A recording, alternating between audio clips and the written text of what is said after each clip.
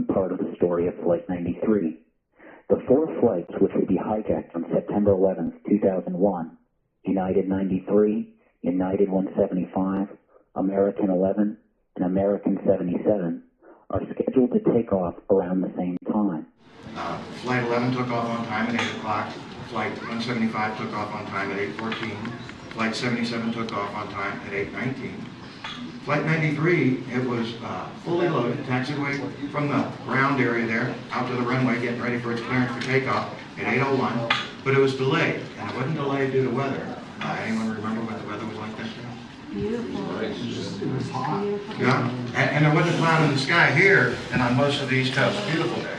Takeoff is delayed because the airport's typically heavy morning traffic.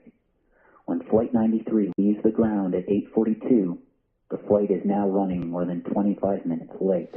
So they'll take off at 8:42, climb up to around 1,000 feet, up along the Hudson. Now those on the right side of the aircraft, if they'd been looking out their windows there, they would have had a perfect view of the Twin Towers out there.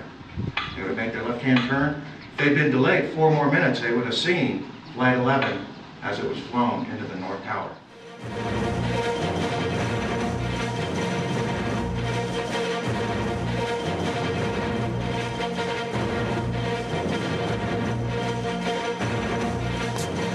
It's 8:52 here in New York. I'm Bryant Gumbel. We understand that there has been a plane crash on the southern tip of Manhattan. You're looking at the World Trade Center. We understand that a plane has crashed into the World Trade Center. We don't know anything more than that.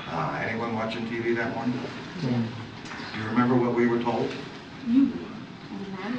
Yeah.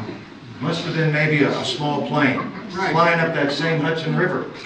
Most likely sightseeing. Maybe he had a heart attack and he flew into the North Tower. Right now we're getting information, Al, that it was a small commuter plane, and of course we'll let people know as soon as we have more information as to what actually caused this, and of course on everybody's mind who might have been hurt. Flight 93 continues to head west to San Francisco. At 9:03 a.m., Flight 175 strikes the South Tower of the World Trade Center. And that's a picture that's burned into my memory bank.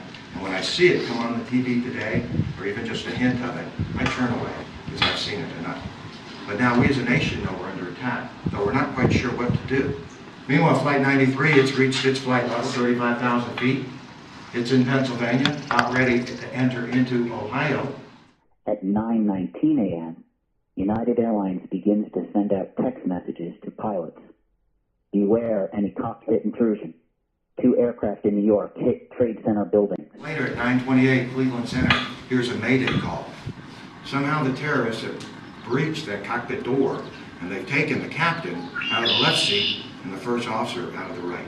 The crew and passengers start making calls at 9:30 a.m. The passengers and crew soon learn the shocking news from these phone calls that other hijacked planes had struck the World Trade Center and the Pentagon. With this knowledge, the passengers and crew take a vote. And the vote is they're going to try to take this aircraft back. And a short 29 minutes from when this aircraft is hijacked, these strangers, by and large, are moving up this narrow cockpit aisle, up to the cabin doors. The plane was passing over Westmoreland County, Pennsylvania by this time.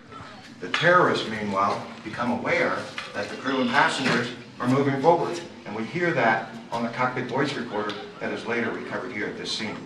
And they discuss what they're going to be doing. Should they crash the aircraft? Because they've got 2 missions. One, take it to their target.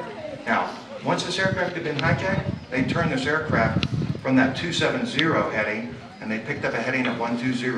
Now that heading was taking them to Washington, D.C.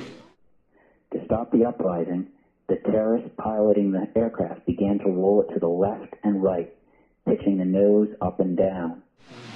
Till with about 15 seconds from impact here, the terrorist pilot puts this aircraft into a 30-degree bank, and then that goes to 60, and then it goes to 90.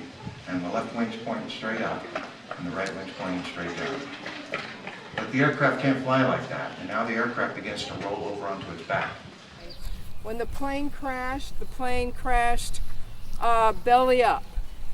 And so the luggage flew, part of the plane was driven 40 feet down into the ground. Parts of the plane were flown over these hemlock trees.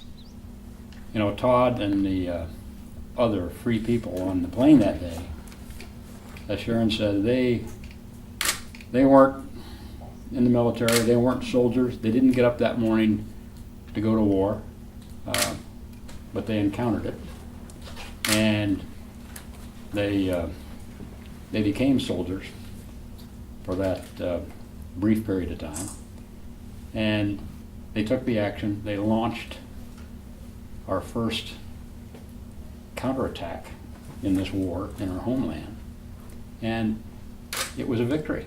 But they all died. But you know, nobody on the ground did. Even before the investigation into the crash of Flight 93 ended, visitors from around the world began arriving to see the crash site. While the area surrounding the crash site remained closed during the investigation, impromptu memorials developed at road intersections near the site, near the investigation command post, and in Shanksville Borough.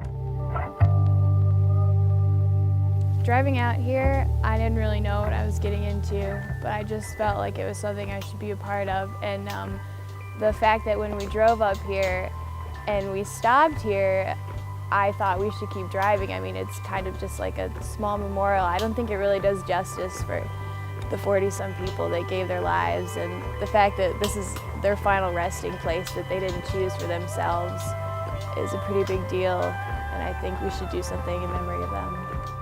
Me, and I'm sure most people, only really saw things about this on TV, and I think it makes it a lot more real when you come see where it actually happened. And I mean, this is really just a makeshift memorial. I think that the one they have planned will make it a lot more real for a lot more people too.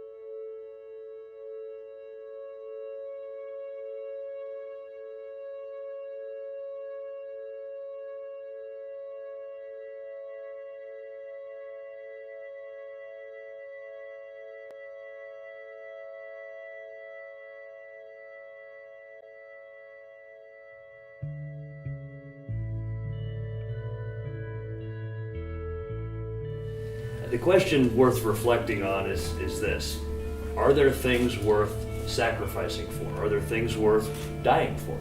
We live in a time when a lot of people tend to be pretty focused on what makes them comfortable, what makes them happy. But there are a few among us who say, no, there are things that are worth sacrificing for. There are things that are worth giving for. Service to our fellow man, protecting the life of someone in need, fighting for what this nation represents. What I think is most important is take the time to talk to a child about it. This sense of patriotism doesn't come in our DNA. You have to pass it on. You're not born with it, but yet you're taught it by your parents and your coaches and your church leaders and the people that inspire you. Each generation needs to learn what it means to be an American. So I started this by saying that I'll never forget where I was on September 11, 2001. But that it makes me happy to see youth here, because one day I won't be here.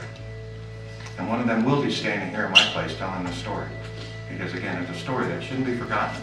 It's a story that needs to be told. The Halo Foundation. Time flies, doesn't it? Here we are this evening, 10 years. 10 years of doing the right things. Clearly from the outset, the days after 9/11, the Halo Foundation got active in making sure that the country and our youth don't forget some of the facts and specifics of that day, and not only just to remember, but to take action with young people 93 cents for Flight 93. What a concept. Something everyone could afford to get behind. And so, Peggy and I aren't able to be at the 10th anniversary gala tonight. Sorry we're missing it, but we certainly are thankful for the Halo Foundation, Sharon, and her gang of young people, and her board, and we wish for them only the best and ongoing blessings as they carry on, for just the next decade and the one after that. Have a great evening, and thanks to the Halo Foundation.